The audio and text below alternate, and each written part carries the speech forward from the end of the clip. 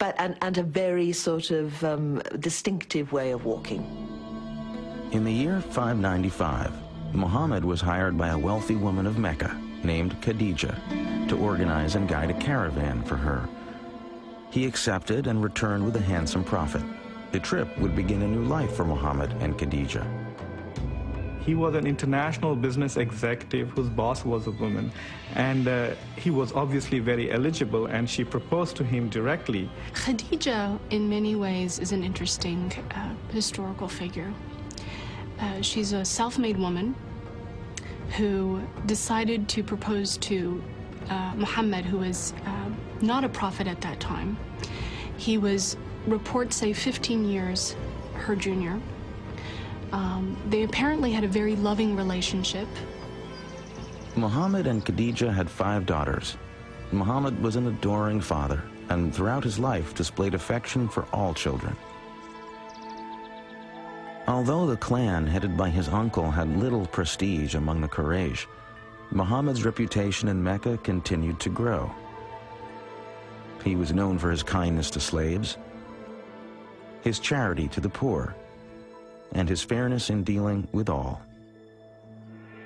Each year during Ramadan, the 9th month of the lunar year, Muhammad sought out the mountains surrounding Mecca as a place where he could refresh himself in solitude and prayer.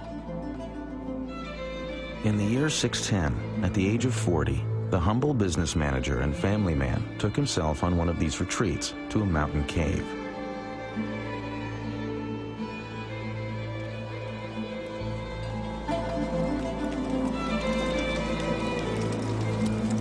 Day and night, Muhammad remained in the cave to fast and pray.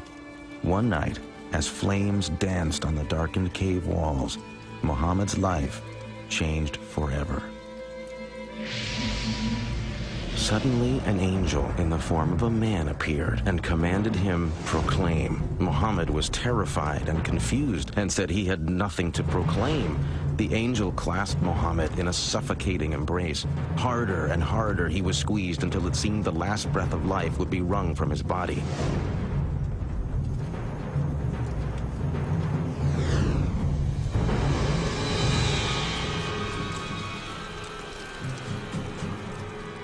Proclaim in the name of thy Lord who created man from a clot of blood.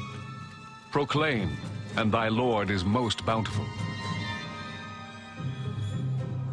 Muhammad was terrified and ran from the cave.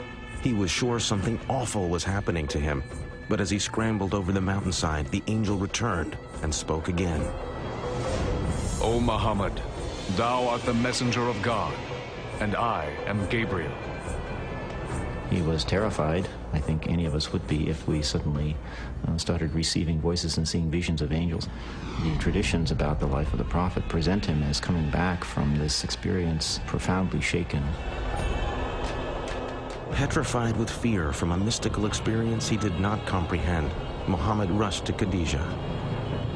And she held him in her arms and said, you know, my dear, you know, these things are from God. And it was she who convinced him that these were not delusions. But in his fear, Muhammad did not fully understand the frightening events that had happened to him.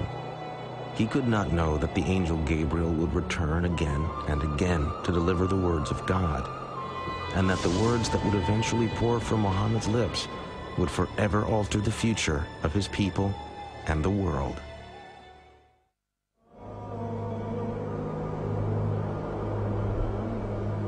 In the year 610, a 40-year-old Arab businessman with a wife and a family had been suddenly visited by an angel and commanded to become God's messenger.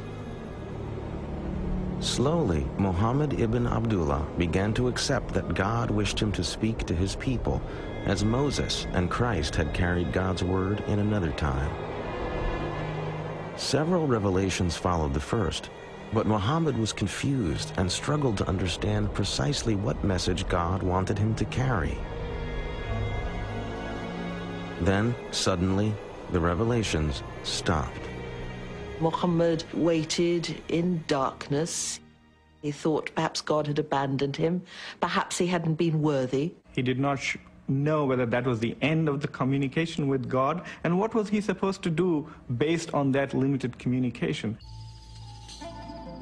What had he done to offend heaven and the angel who had spoken to him?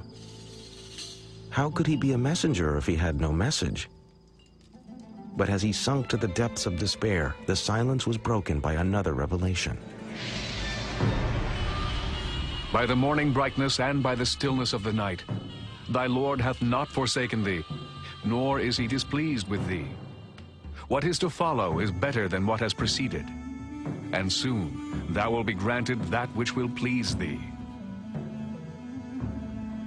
It was now clear to Muhammad that he had not misunderstood the first revelations. He had indeed been called to tell the world there must be no other gods but the one God, Allah. As more revelations came, the words were etched into Muhammad's memory. As he recited them, they were written down and became the Quran, God's holy book.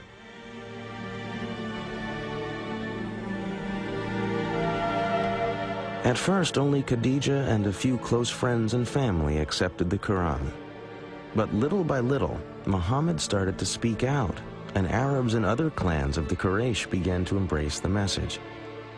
The words of the Quran clearly had great impact, for his listeners responded to the words not as religious instructions, but as poetry.